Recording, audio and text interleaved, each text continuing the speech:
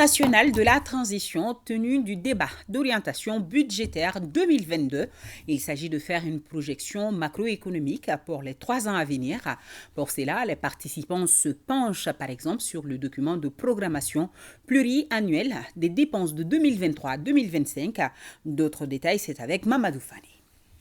Les sanctions de la CEDEAO et de l'UEMOA, l'impact de la crise ukrainienne sur les matières premières, voilà entre autres contextes dans lesquels se tient cette année le débat budgétaire et économique pluriannuel. Ce débat vise à renforcer l'approche participative dans le processus d'élaboration du budget d'État.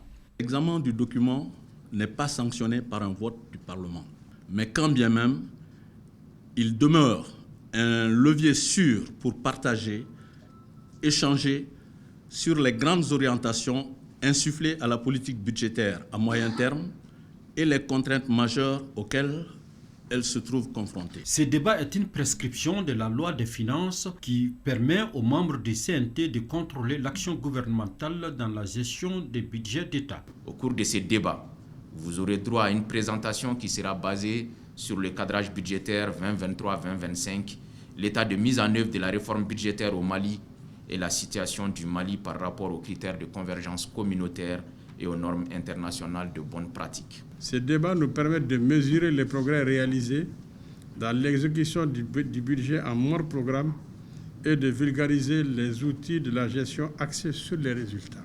Organisés à la fin du deuxième trimestre de l'année, le débat d'orientation budgétaire permet au pouvoir législatif de s'informer en amont sur tous les processus d'élaboration administrative du projet de loi des finances qui est vulgarisé dans les documents de programmation budgétaire et économique pluriannuel des dépenses. Cet exercice a été l'occasion d'éclairer les membres du CNT sur le choix et les orientations du gouvernement. Le vice-président du CNT a salué la bonne collaboration entre le ministère de l'économie et des finances et son institution.